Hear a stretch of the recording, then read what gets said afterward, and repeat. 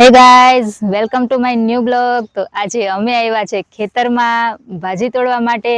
તો ચાલો ભાજી તોડીએ.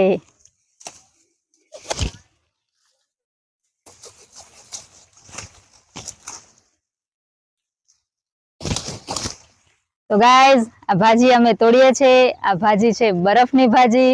તો અત્યારે તુવેરની સિઝન છે, તો તુવેર સાથે આ ભાજી ખાવાની મજા જ કંઈક અલગ હોય છે. આ ભાજી ને રોટલા આપણે પછી બનાવીશું. ત્યાં સુધી આપણે ભાજી તોડી લઈએ. તો ગાઈસ, તમે જોઈ શકો છો અમે કેટલી બધી ભાજી તોડી લીધી છે. તો મારા જેમ કોને કોને બરફની ભાજી ભાવે છે તે કોમેન્ટ જરૂરથી કરજો. તો ચાલો ઘરે જઈને બનાવીએ બરફની ભાજી.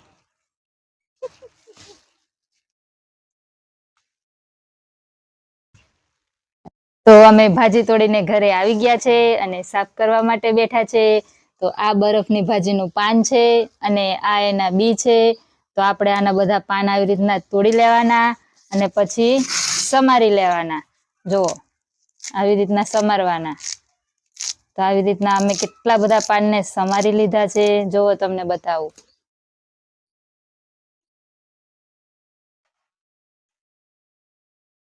આ બધા પાનને અમે સમારી લીધા છે.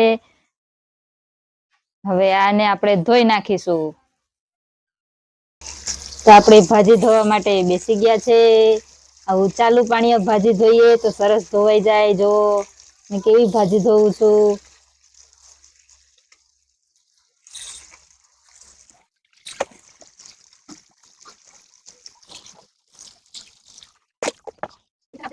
તો ગાઈઝ, હવે હું ચૂલો સળગાવવા માટે બેસી ગઈ છું.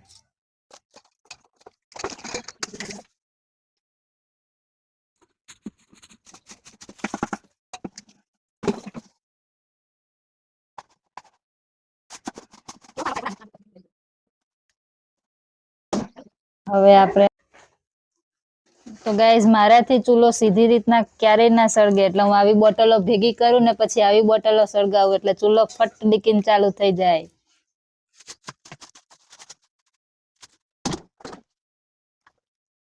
જો જેનાથી ચૂલો ના હળગતો હોય ને આવી બોટલો ભેગી કરવાની ને પછી આવી બોટલોથી ચૂલો સળગાવવાનો, એટલે વાર જ નહીં ચૂલો ચાલુ થતા. જો બતાવું તમને, છે ને સળગી ગયો ને ફટાફટ. હવે આપણે મોટું લાકડું મૂકી દઈશું. એમાં તેલ નાખીશું. પછી એમાં આટલા બધા મરચાં આપણે નાખી દેવાના.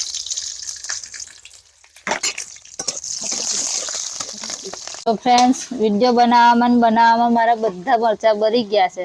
હવે આ મરચાંને બધા હું કાઢી લઈશ ને મીઠું નાખીને ખાઈ જઈશ. તો આપણે બીજા મરચાં અને લસણ કાપી લીધું છે અને નાખી દીધું છે.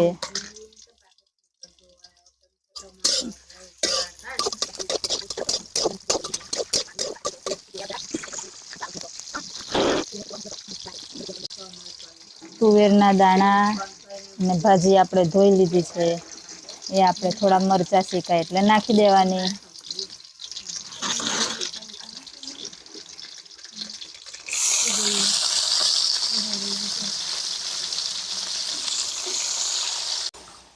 ભાજી આપણે કઢિયામાં નાખી લીધી. આખું કઢિયું ભરાઈ ગયું, પણ ટેન્શન નહીં લેવાનું.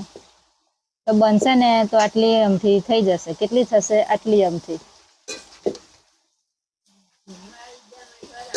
ભાજી હવે શેકાઈ ગઈ છે, એટલે હવે આપણે એમાં થોડું મીઠું નાખી દઈશું. મીઠું નાખી દઈશું. થોડો બધો હળદર મસાલો બધો નાખી દઈશું. બધો મસાલો નખાઈ જાય એટલે થોડી વાર આપણે થવા દઈશું. તો તમે જોઈ શકો છો આપણી સરસ મજાની ભાજી તૈયાર થઈ ગઈ છે. તો આપણી ભાજી તૈયાર થઈ ગઈ છે ને હું ખાવા બેઠી છું. હવે ચાલો તમારે પણ ખાવું હોય તો. રોટલાનો લોટ પૂરો થઈ ગયો છે એટલે હું હવે રોટલી સાથે ખાઉં છું.